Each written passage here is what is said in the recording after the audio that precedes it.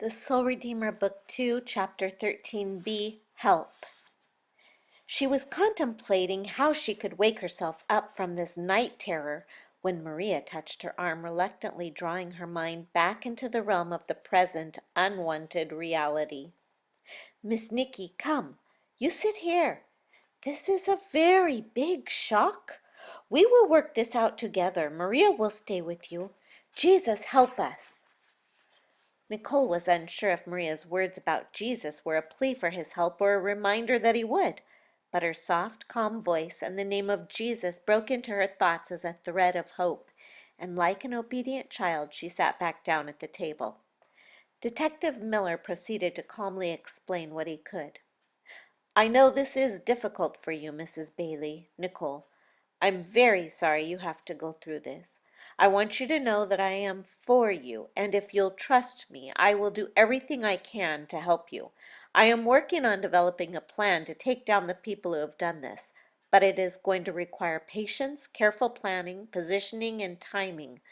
I know this is hard for you to hear and to believe, but Nicole, if you go home now or even contact your family or friends, you would most likely be compromising our counter operation, not to mention that you would be putting your life and those of your family and others you care about at risk."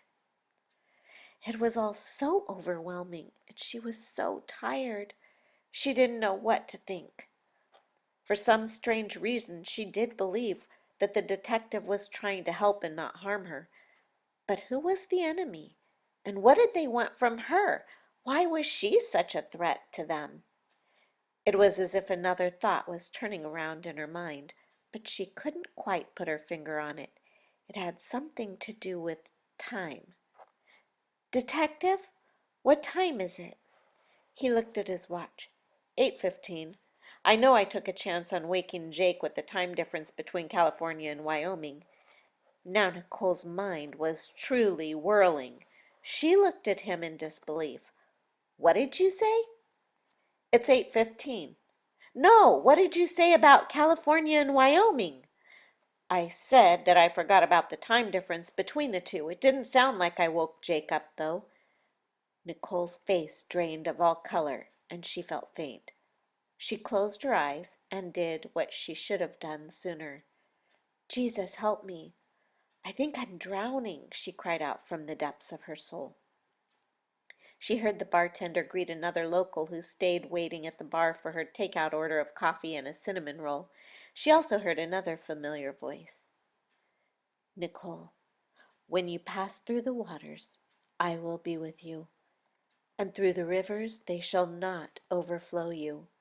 When you walk through the fire, you shall not be burned, nor shall the flames scorch you." She recognized the words from Isaiah 43:2 and knew that she could do nothing but trust the Lord Jesus.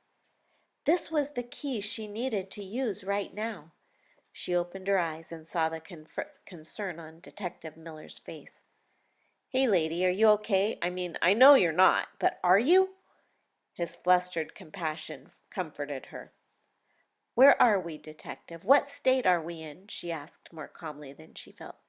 "We're in Wyoming, Jackson, Wyoming, which leads me to my next question. How did you get here, and why did you come here?"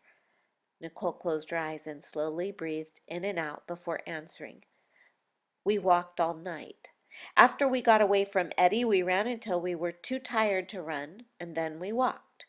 We came this direction because we felt that if we followed the road back to Samaria, we would be found, and here we are." She opened her eyes and saw that the detective clearly didn't believe her. He looked over at Maria, who nodded in agreement. "That's impossible," he said. "I know, which either means that I'm having a crazy nightmare or that we aren't where you say we are." The detective said, "I know for certain that we're in Jackson, Wyoming, because yesterday I was in Samaria trying to track you down, but found your belongings instead. I flew here this morning, just got off the plane in Jackson Hole where I picked up my truck, and instead of heading straight out to the ranch, I decided to stop in town and pick up a few supplies. I was hungry and came in here to get a bite to eat, and here you are, the person I was going to begin searching for." He ran his hand over the top of his head and then shook it. Maybe I'm the one having the crazy nightmare. Maria spoke up. With God, all things are possible. They both looked over at her. She was smiling from ear to ear. I know strange things can happen, Detective Miller said without smiling. So you thought you were on the other side of the Sierras? Nicole nodded at him, then asked Maria, How did you know there was a town here, Maria? She shrugged. Maria just knows in here, she answered as she touched her heart, still smiling. Still not smiling, Nicole said, I'm going to go find out where we really are. She stepped outside the saloon and took a deep breath of fresh, sweet air. As she looked past the foothills towards the mountains, she noticed the snow-covered peaks that reached into the deep blue sky that was spotted with banks of large, dark storm clouds. Anne saw how different they were from her own mountains. And the sky, it was big sky. That was how she had heard Wyoming described, and that's how it felt to her as she looked at it. She turned her attention to the picturesque little town that was now bustling with activity. Several people passed her on the boardwalk, but something held her back from asking them what would be a stupid question from their perspective. She walked a few yards and looked across the street at a sign that read, Big Sky Bait and Tackle Shop.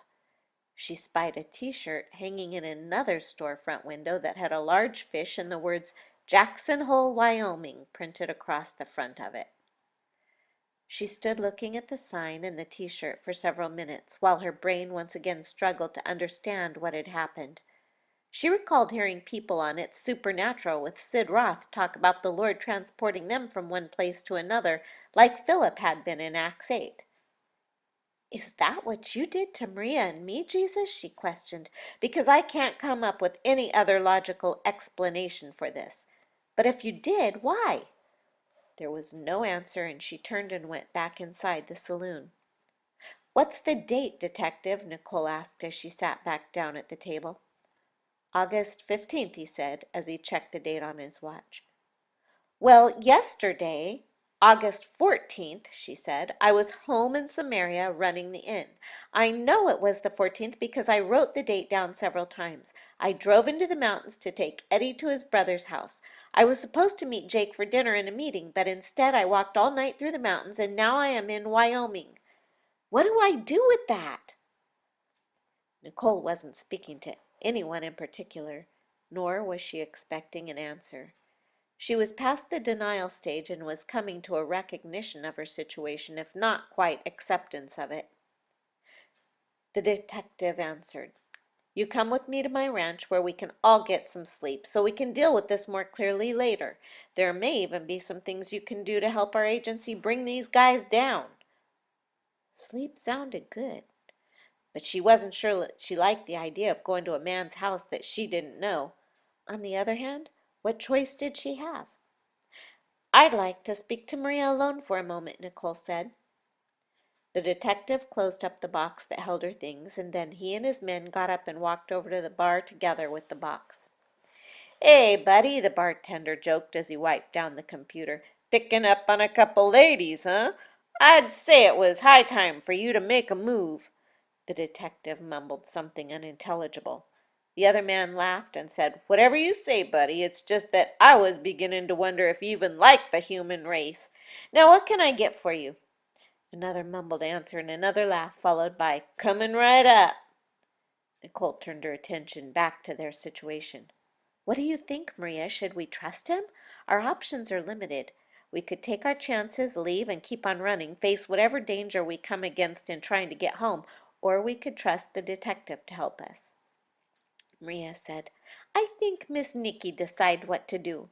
She took hold of Nicole's hand and said, Whatever you do, Maria will go with you. But do you think we should go to his ranch with him? She asked. Maria's answer was to look inside her money pouch. She turned it upside down and 2 quarters fell out. I paid the bill when you were outside. We can't sleep in motel. We could sleep in the park. She made a funny face as she said this. Nicole laughed in spite of her anxiety and dilemma. As crazy as all this sounded, she knew deep down in her spirit that what the detective said was true. She looked up and nodded at Detective Miller. He came back to the table and set the box down while he remained standing. He looked Nicole directly in the eyes. Please trust me, lady. I know that you don't know me, but the way I see it, however you got here, you were delivered to my doorstep so that I can help you. You have to believe that I'm doing what has to be done in order to get you back home. Nicole didn't sense anything bad coming from him. In fact, what he said about her being delivered to this spot for a purpose rang true in her spirit. She looked over at his two bodyguards, who were still at the bar but who were looking at her as well, and their eyes seemed to be speaking security, not fear, to her. She asked, "If Maria and I want to walk out of here and never see you again, would you let us? Do we have a choice?" "You always have a choice. Even when you're being forced to do something, you still have choices." He must have seen the annoyance in her eyes at his avoidance of her question, because he then added, "Yes, you have a choice. If you decide you want to do this on your own, I'll let you. It would be a mistake, but it's your call." Nicole looked at Maria for direction, but saw there was no help there. With a deep sigh, the detective answered, "Look, lady, I'm not kidnapping you. I'm trying to help you. So if you reject my help, refuse to listen to reason, and want to stay here, then you're free to go. Although I don't know where you can go where you'll be safe. They'll have an army out looking for you very soon." Nicole was too tired to think clearly, and finally decided that she needed to listen to her spirit. She closed her eyes and entered into the tabernacle inside her mind. "Jesus," she whispered, "I need help. I don't know what to do." Jesus was clearly standing beside her, and without saying anything, he placed his hand on her shoulder and poured his peace into her heart. Nicole opened her eyes. "Okay, detective, we will go with you." He smiled and thanked her for trusting him, then stood up and said, "My truck's right out front." Nicole suddenly thought of Joe. "Wait! Do you know where my dog is, detective? I was hoping that somehow he had gotten home, but Jake inferred that he wasn't." A hopeful thought pushed his way through all her weariness and fear. "You have my things, so do you have Joe too?" She jumped up, hope dawning. "Is he in your truck?" "Lady, your dog would have known that the pretender was not you, and they would not have been willing to risk that. I'm sorry." Hope dashed. Anger began to surface. "You mean they killed my dog? No!" New waves of emotions began to flood her heart and threatened to overwhelm her. She fell back into the chair and buried her head in her arms as grief, pain, fear, and anger pulsed through her body and soul. Her poor, sweet, huge-hearted Joe, who didn't have a violent bone in his body. She couldn't bear to think of him suffering. Yet she was powerless and helpless to do anything about this mess. She was used to fighting. She was a warrior. And yet here she was, feeling totally disarmed and naked. She had worked so hard for so long, training herself not to respond to trauma or pain with the defense mechanisms she had used in the past, but the news of the loss of her constant companion seemed like too much, and she felt herself again searching for and then falling into the numbness and familiarity of dissociation. "Nicky, don't go away from me." The voice began as a whisper in her mind, a distant echo from the past. Jake had spoken those words to her after their first baby died at birth, and she was being pulled into the counterfeit way of escape. She didn't know who was speaking them to her now, but the effect was the same. She remembered that she had chosen the path of truth, not of hiding. In that moment, Nicole's spirit cried out, "Jesus, come help me!" And he heard her. A calm peace began to replace the chaos in her soul, and even though there was pain, its grip was loosened and was no longer controlling her. She heard voices singing, "Sweet Jesus, peace, water so free, flowing from him to you and to me."